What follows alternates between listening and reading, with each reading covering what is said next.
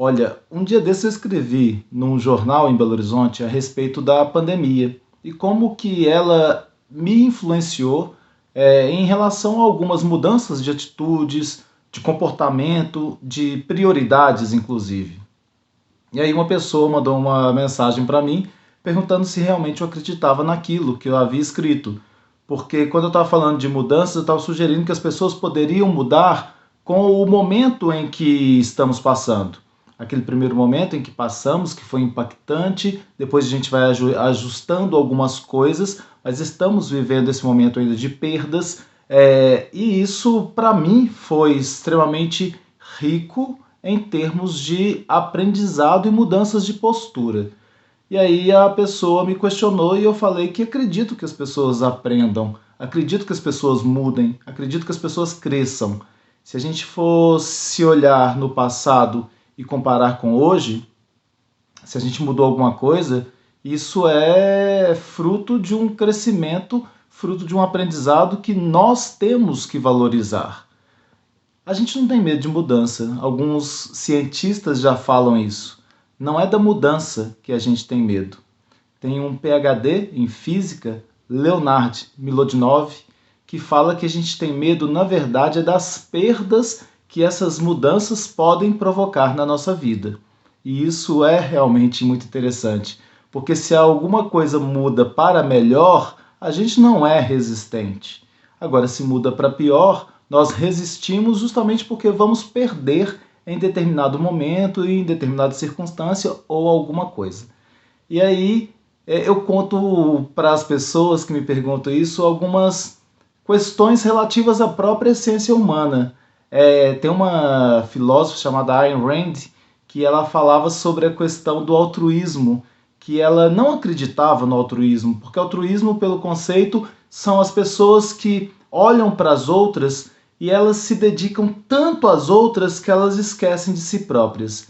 E a filósofa falava que isso é um tipo de suicídio, porque quem vai se dedicar ao outro, à causa do outro, mais do que a causa a si próprio?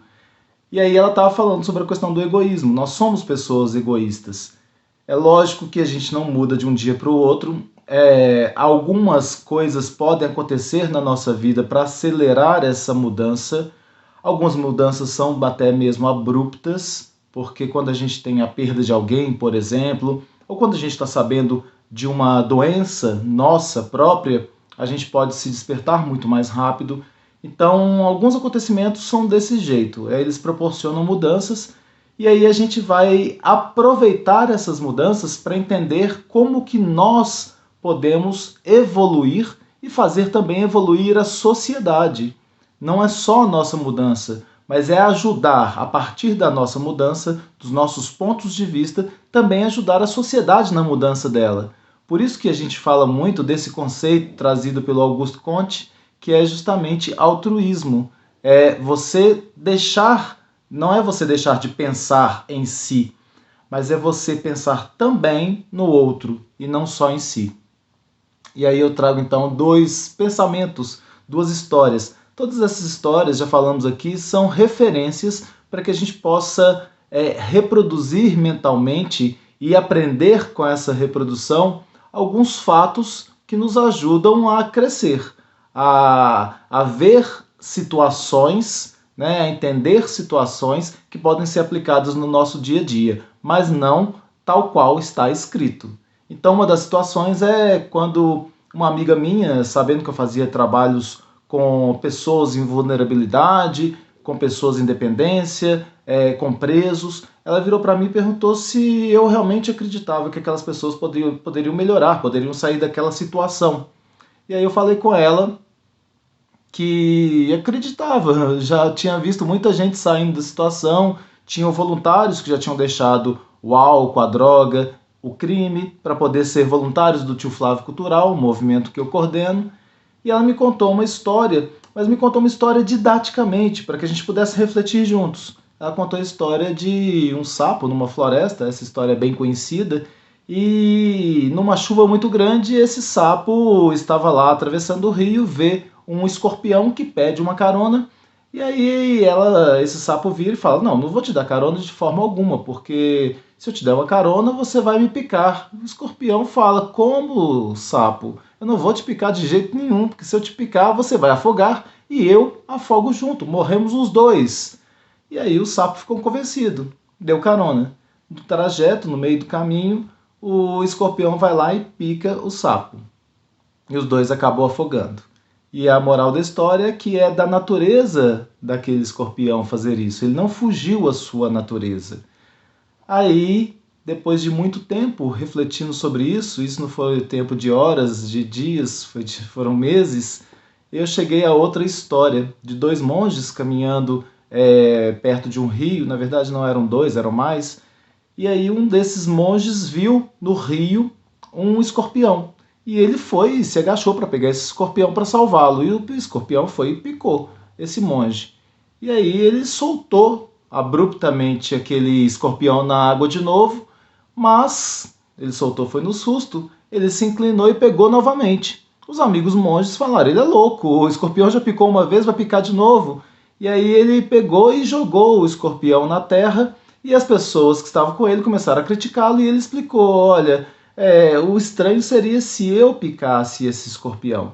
Na verdade, é da natureza dele picar, não é da minha natureza picá-lo. E nesse momento em que essa história, que elucida muito o que a gente passa no dia a dia, essa história vem justamente resgatar o que é da natureza humana.